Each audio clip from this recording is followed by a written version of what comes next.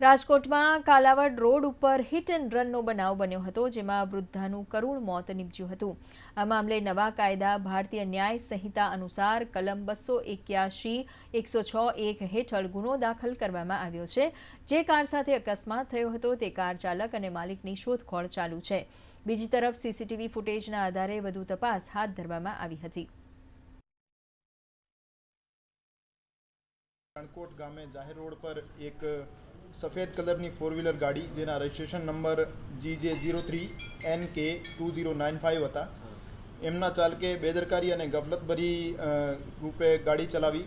फरियादी जगदीशभाई बीजलभाई बथवार जेमनी उम्र 42 साल से, एमना फरियादीना माता विजयाबेन बीजलभाई बथवार जेमनी उम्र 60 वर्ष थी, एमने टक्कर मारी अने एमनो 1.5 થી 2 કિલોમીટર સુધી અડફેટે લઈ ઢસડેલ હોવાનું ફરિયાદીએ જણાવેલ છે।